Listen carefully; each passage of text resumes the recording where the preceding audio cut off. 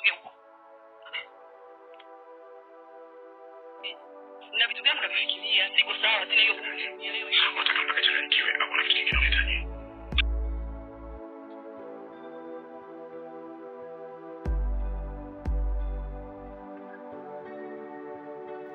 Okay, bwana, katika sini ambazo zimeuma kabisa mioyo ya mashabiki wa Manyanya, basi ni hii sini ya kumuhusu mwanadada kuitwa Verity, lakini pia na brother huyu hapa wa kuitwa Jordan. I say team Manyanya hapa ni bila, lakini team Verity sasa ni goli 3 anaongoza. Sasa nikukumbushe kabla sijaendelea, ilikuwa nini mpaka imetokea sasa mwanadada wa kuitwa Verity ameweza kubebwa kimahaba na mkara wa kuitwa Jordan au Skali ya Walembo. Sasa nikukumbushe tu kitu kimoja, uweze kuchukua sekunde chache tu za kuweza kugusa hilo neno upande wako wa kulia ililoandikwa subscribe. Utakuwa umetusaidia kwa kiasi kikubwa sana ili tuweze kufikia idadi ya watu 100,000, yani zaidi ya 100,000.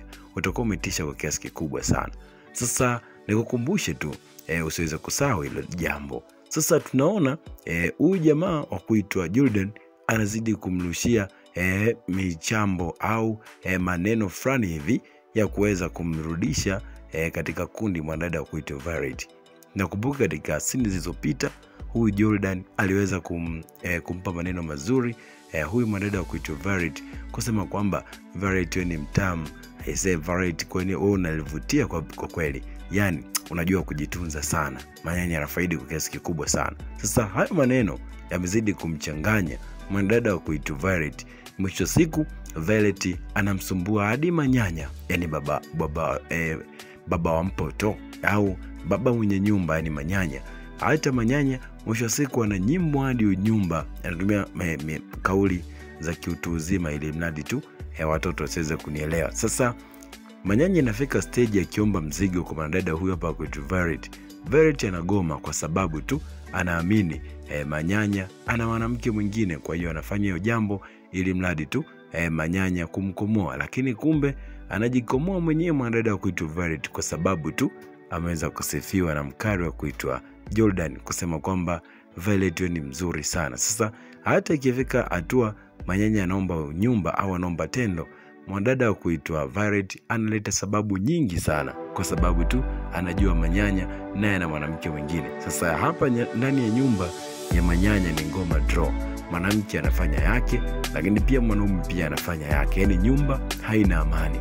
Lakini chanzo kikubwa cha kutokuwa na amani, watu wengine wanasema ni Verity, lakini watu wengine wanasema ni Manyanya, kwa sababu Manyanya angesingeweza kutoka nje ya ndoa, basi yote angesingeweza kutokea. Sasa tunaona mwanadada wa kuitwa Verity amepeleka moyo kwa mtu mwingine kabisa, rafiki kipenzi wa kuitwa Jordan, rafiki kipenzi wa Manyanya.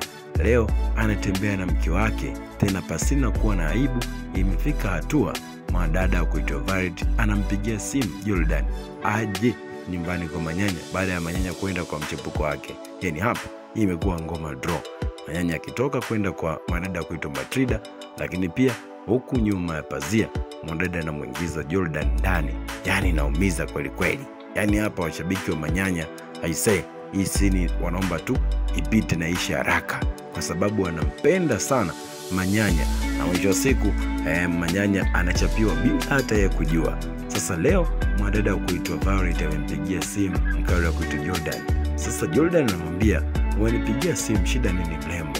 Lakini mwanadada huyo hapa amekosa neno hata moja, mithiri ya mtu ambaye amekamatwa uwizi na wanajeshi. Sasa hapa mwanadada anapepesa macho misiri ya mlevi, hana cha kuongea, mahaba ndindindi kwa mkali wa kuitwa Jordan. Sasa Jordan ni sweet hunter kweli kweli. Sasa alichokifanya Jordan, akajua tu mwanamke ameweza kumkubali. Sasa Jordan kilichobaki ni kumwambia maneno matamu ya kuzidi kumchanganya tena mwanadada wa kuitwa Verity. Na kweli alimchanganya kweli kweli. Alimwambia kwamba macho yako hayo yanaiba ya kuitwa mwanamke, yanaiba ya upole, yanaiba uzuri pia.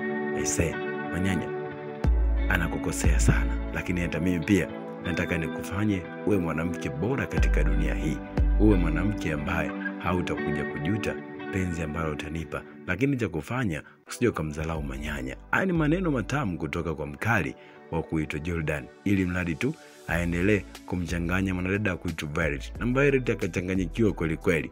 Sasa swali ni moja, Jordan alilomuuliza mwanadada huyu hapa kuitwa Violet, akamwambia kwamba vipi na leo ni chape, ni buruze kama siku ile ambayo niliiburuza au nifanyaje? Mwanadada alikuwa hana neno, anang'atang'ata vidole na kuweza kuangalia pembeni kwa mahaba. Basi scene inayoisha inamuonyesha sasa mkara wa kuitwa Jordan anambeba kimahaba mwanamke wa kuitwa Violet, lakini pia anampeleka kwenye kile kitanda ambacho mtaalamu wa kuitwa Manyanya na mke wake ndicho anachopata burudani za dunia. Lakini na leo kile kitanda ambacho Manyanya anapata burudani na mwanadada wa kuitwa Violet, leo kinaenda kumlaza huyu jibaba ambaye anaitwa Jordan, jibaba ambaye hana hata stara, hana hata mshipa wa aibu. Leo anakwenda kula mboga pamoja na mama mwenye nyumba. Aise, inaumiza kweli kweli. Sasa hapa timu Manyanya sijui watajibu nini katika comment, lakini tujuane tu, wale watu ambao wanamkubali Manyanya wanasema Manyanya yupo sahihi kabisa, hajakosea kitu chochote, wadondoshe komenti zao hapo chini. Lakini pia watu ambao au mashabiki ambao wanasema kwamba Violet ana makosa, basi waweze kudondosha komenti zao hapo chini tujuane. Lakini wale ambao wanasema kwamba Jordan ndiye sababu ya ndoa Manyanya kuharibika, basi asisahau pia kudondosha alama ya comment ili tujue nani ambaye mpaka saizi inaonekana kama na makosa. Langu jina Etiki Classic wa Swahili Beat. Kikubwa zaidi tuweze kusahau kugusa neno ambalo limeandikwa subscribe ili tuone idadi ya watu wengi sana. Lakini pia tusicheleweshe kurusha kazi kama hizi hapa ambazo tumeshaweza kuziandaa, yani ni mwendo tu wa kuzi upload, yani kuzituma tu katika mtandao wa kijamii. Endapo tu wewe mshabiki wetu wa nguvu, mshabiki wetu wa damu kabisa, ukiweza kugusa neno ambalo limeandikwa subscribe. Hata wakati mwingine, bye bye.